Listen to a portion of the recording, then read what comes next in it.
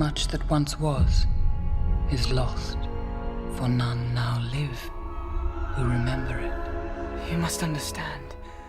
The ring is my burden.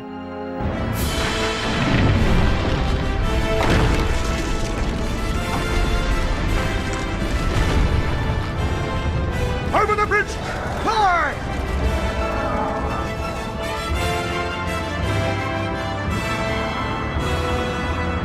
Hi guys, we're here at Gamescom and we're talking about LEGO Lord of the Rings. I'm joined by Phil Ring, who's a producer at GT Games. How are you doing today, Phil? Yeah, very good, thank you.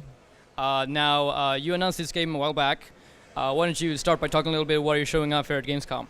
Sure. So we mentioned the game before, and we showed at E3 that we had the Mines of Moria level. What we've been showing here at Gamescom is we've actually got the Helm's Deep level playable for consumers, and we've also been talking about what makes this game different and the much bigger world that is Lord of the Rings, the kind of the Middle Earth. So we've got this much bigger hub, this much bigger environment for people to explore. You can actually travel all the way from Hobbiton right the way up to Mordor, and that's really what the game's about. It's about this journey, and so we wanted to give people that journey and that experience. So you mentioned the hub world. What other cool features do you introduce to the LEGO franchise? So we wanted to make sure that there was some really cool questing items within there as well. So what will happen was, as you're playing through the world, as you enter somewhere like the Prancing Pony, you'll come across a dwarf who's lost his silver shield. It's in Moria. So as you head off to Moria, you find the silver shield, you'll take it back to him, and then you'll be able to kind of have this kind of like a quest, and he'll give you a reward for it. So kind of making this much kind of a bigger experience, people, of going to the different locations, picking up items, taking them places. We've also got Lego Mithril within the game, and with Mithril, you can actually make and craft new items. So you can make these cool things like Mithril boots, which will give characters the ability to jump like an elf. So if you want Gimli to be able to jump like Legolas, equip the boots and he'll be able to kind of use that same ability. And that's kind of what it's about. It's about taking the characters and and these kind of magical items to be able to kind of figure out the puzzles. So how big is Middle Earth in this game? It's absolutely massive. So we mentioned that you can walk all the way from Hobbiton right the way up to Mordor, and everything that you see along the way, you go to all these great locations. So you can go to Rivendell, you can go to the Moria that we mentioned. You head through Bree. It's much bigger world. There are also loads of kind of side areas to explore. There's like little kind of ruins that kind of speak to the history of the Middle Earth and the history of the franchise. So really kind of just making the team have done an absolutely fantastic job of making this massive world for people to explore. So do you have side quests in this world? Yeah, definitely. So side quests are kind of like a really important part of it. So as you'll find these characters who aren't part of the story, who are looking for items, and you kind of pick them up and take them to places. You also have kind of loads of LEGO gameplay. So there's loads of platforming elements, loads of kind of puzzles, things that are kind of you figure out from a LEGO perspective, as well as kind of like the Lord of the Rings. So this kind of much bigger world, things to explore, things to find. Cool, and you're also doing like more linear levels as well, right? Sure, so the story levels that people kind of know and love from LEGO games also come back, so we wanted to make sure that they were there, but kind of taken to the next level, so the new mechanics, the new features, and what we can do with that.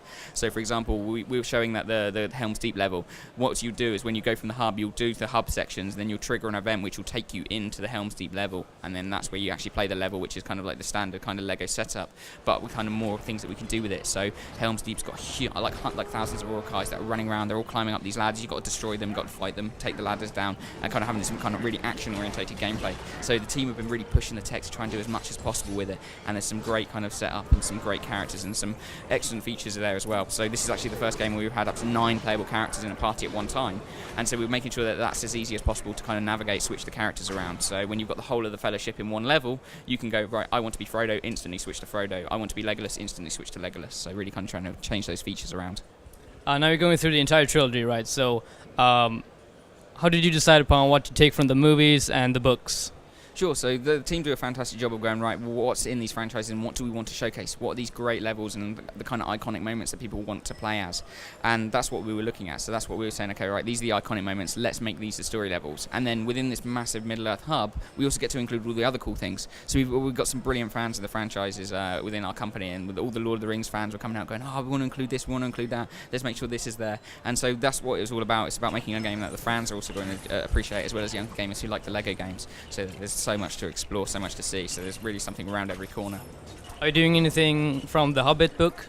We're not. So with the LEGO The Lord of the Rings, it's really about this kind of journey, and we wanted to kind of follow the story of Frodo, so where we're including the whole of the Fellowship, Two Towers and Return of the King. It's also already a massive game, so we wanted to make sure that we kind of completed that part of the adventure, and that's really what this game's all about.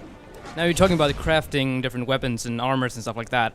How do you make that feel relevant when you have 4 hearts and if you die you don't really get punished? Sure. Well, that really kind of speaks to the Lego gameplay. We want to make sure that it's still accessible for younger gamers, but we know that the kind of like the more adult gamers kind of like that side of things. So as you kind of have these new abilities and these new characters, it really makes the gameplay almost the different sections easier. So whereas you'll start off with like a kind of like a generic bow, when Legolas gets his bow from Galadriel, it actually allows him to fire faster and does more damage. So this makes combat easier. So whereas if you're kind of running around, instead of losing all your studs because you keep dying to like waves of enemies, you use the better items to kind of be able to fight in a more efficient way. Raise the gate! Hold them! How long do you need? As long as you can give me. Give me! For the story sequences, you're using the actual voices from the movies, but you're also doing side quest stuff. So have you taken in the original actors to kind of record new audio, or how are you selling that?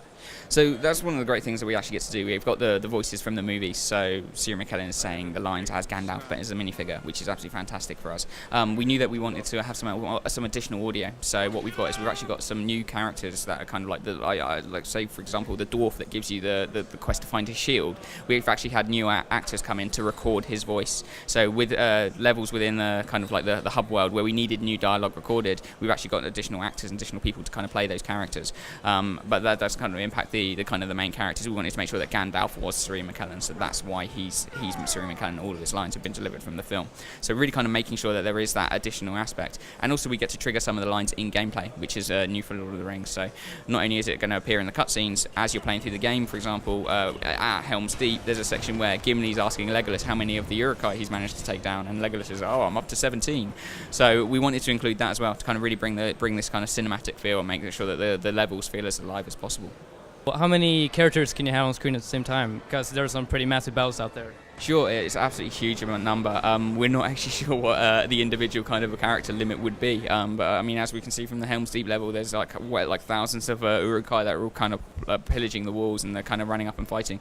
So yeah, the team have done a fantastic job of being able to push the engine to just kind of have those big epic scale battles, and that's kind of really why we're doing this game now, because we're at a point where we can do a game that we really want to do and kind of have this much bigger world and do the game justice.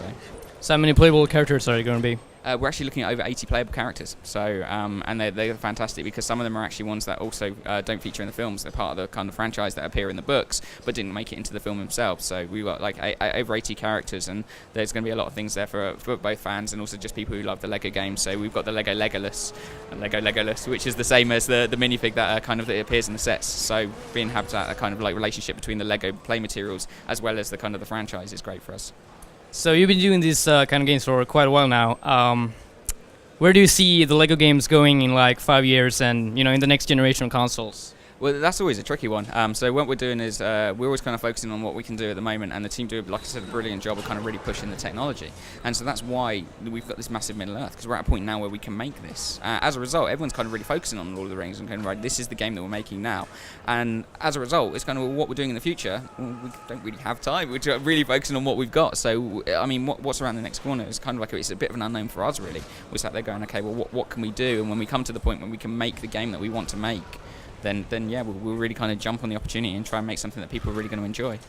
So when is it being released into what platforms? So we're saying an autumn or fall release. It's going to be out by the end of the year. It's on Xbox 360, PS3, Wii, PC, DS, 3DS, PS Vita, pretty much everything. So if you've got a console in some way, shape or form, you'll be able to get this game. Cool. Thank you, Phil, so much for your time. I really appreciate it. So that's Lego Lord of the Rings. Got me really excited. So check it out, guys.